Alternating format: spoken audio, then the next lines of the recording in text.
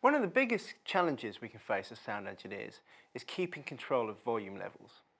We've all had it when somebody comes up and complains and says, "The worship is too loud, I don't like this." What do people really mean by that?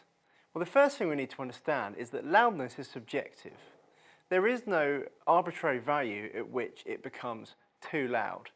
So different people will have different feelings about what is and what isn't acceptable volume.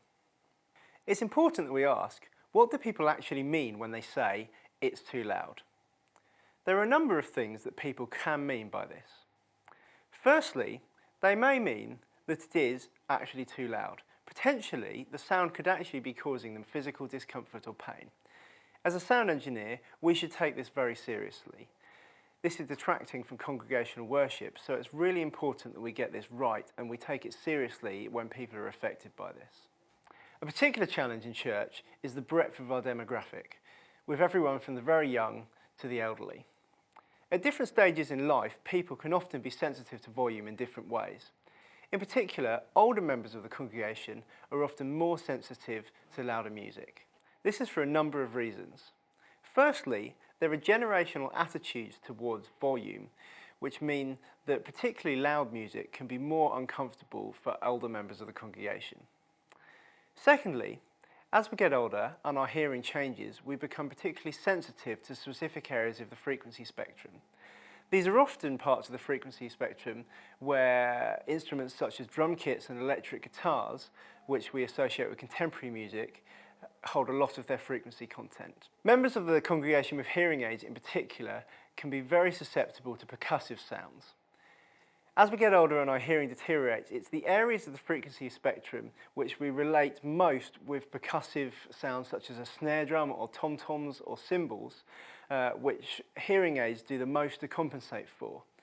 So when we have a high level of drum kit in our mix, this can be very uncomfortable for someone with a hearing aid, which is doing maybe slightly too much to overcompensate for the hearing loss. Electric guitars, and distorted electric guitars in particular, can also be quite an irritant sound to some people. The breadth of frequencies, particularly at the higher end of the spectrum that we add when we add distortion to electric guitar, can sometimes make the sound feel very cluttered, and it can be very hard for people to focus and to really appreciate the tone of the instrument.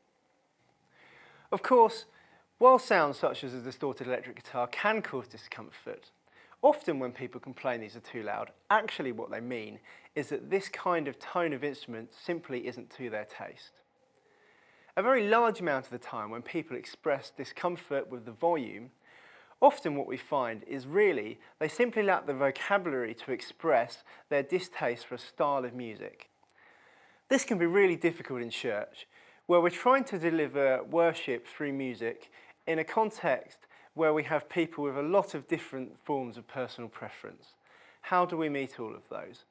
Of course, on a level we can't, and we always have to accept that we have to find a medium in the middle which isn't to everybody's liking.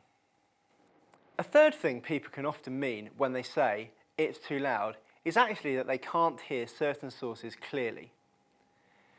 Often members of the congregation lack the ability to verbalise and express exactly what it is they're uncomfortable with in a mix, so resort to complaining that it's too loud.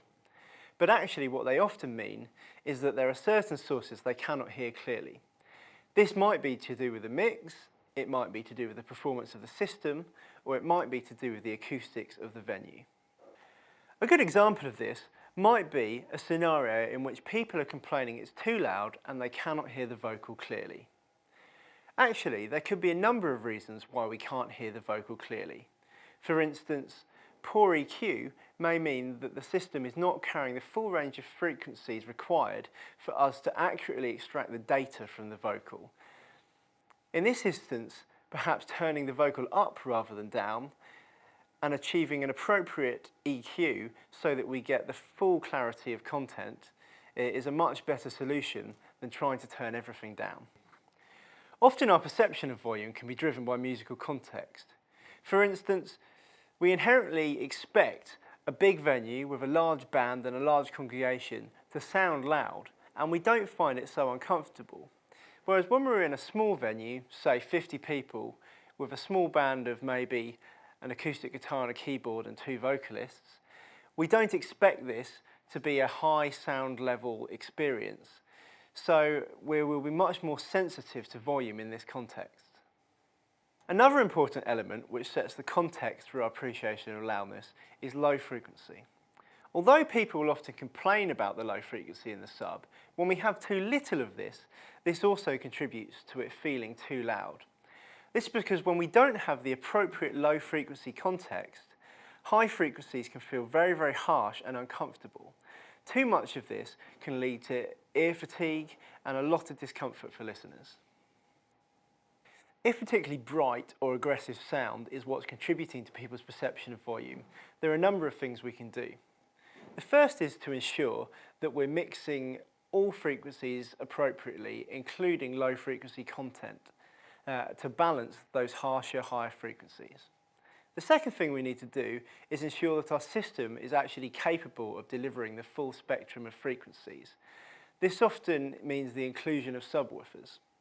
Subwoofers can often be scary, and they're something that we often think about in relation to very loud dance music or rock music, but they're also critical to our perception of sound in church, because although we don't want particularly high levels of sub or bass content, we do have sources on stage which produce sound at this frequency.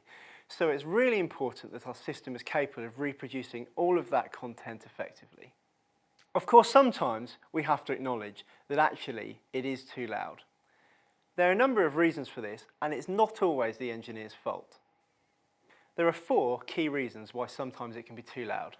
The first is often related to the acoustics of the building. In particular, very echoey or reverberant spaces can be very hard to control volume in because any sound lingers and spends a long time decaying in the space before it stops contributing to our perception of volume. Of course, if your building is too reverberant or echoey, this isn't something we can directly control with the turn of a knob or the push of a fader on a Sunday morning. This is why building acoustics is so critical and at the foundation of the hierarchy of importance. We discuss how to manage your building acoustics in more detail elsewhere in the DVD, but at this point it's just worth highlighting that anything we can do to reduce reverberation time in our building is going to have a significant effect not only on clarity but also on people's perception of volume. Anything such as draping, carpeting, or simply filling your venue with people is really going to help. The second cause of loudness can often be stage noise. There are a lot of very loud sources on stage, including instruments such as drum kits, guitars, and also musicians' monitors, all of which not only contribute to the sound on stage, but also to the sound in the room. In order to achieve acceptable quality of sound in the room, we need to position our stage noise around 10 decibels below the front of house system level. So it's important to understand how levels on stage will drive levels in the venue, and controlling stage noise is vital if we want to control levels in the venue as a whole. A third cause of loudness can be the orchestration of the band.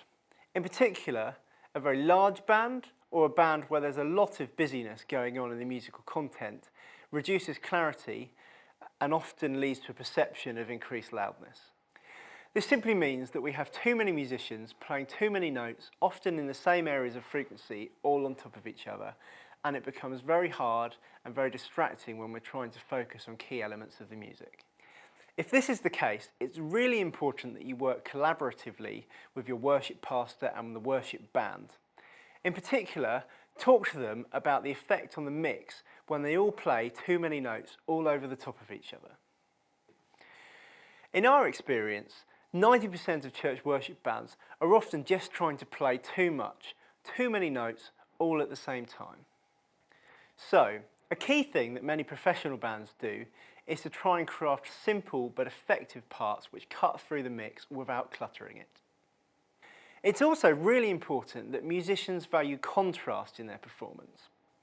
We all love those really powerful climaxes in worship, but if we're way up there in terms of volume all the time, people will very quickly begin to tire and fatigue. So to effectively convey the full power and emotion of those climaxes, we also need to value those quiet, gentler areas of musical context in between. Whilst this is something which relies very heavily on the band, this is also something as a sound engineer we can focus on. if we appreciate the musical content in the right way, we can bring this out in our mix. For instance, actually putting instruments back on the faders in those quiet places, so that it's not just the band but also ourselves who are working to give the congregation that respite and that gentle emotion. The fourth and final reason it can be too loud is sometimes to do with the agenda of the engineer. Sometimes we have to be prepared to put our hands up and say, hey, I got it wrong, it's too loud. And it really becomes us to accept that and to handle that maturely. In particular, we need to acknowledge that the engineer's agenda is not always what's in the best needs and what is the best form of service for the congregation. Sometimes as an engineer, we get really passionate about certain musical styles and want the worship music to reflect that in some ways, perhaps through heavy amounts of bass or perhaps through high volumes. In other instances, it may be that there are certain instruments which we have a particular penchant for. I particularly am a drummer, and I really like to hear lots and lots of drums in my mix. But I have to accept that this is not always what is the best service to the congregation, and have to challenge myself when I'm mixing to make sure that I'm not overdoing it on the drum kit because I like it, when actually that's not what the rest of the congregation really want to hear. Something which can sometimes be a bit more awkward to talk about is when the engineer has a particular desire to hear a particular individual within the band. It might be that you take a particular fancy to the backing vocalist, or perhaps your wife or husband is playing the keyboard. In this case, it's quite common that we might want to hear that particular source slightly more than we would in an even and balanced mix. So this is something we really have to be aware of and try and counteract when we're mixing.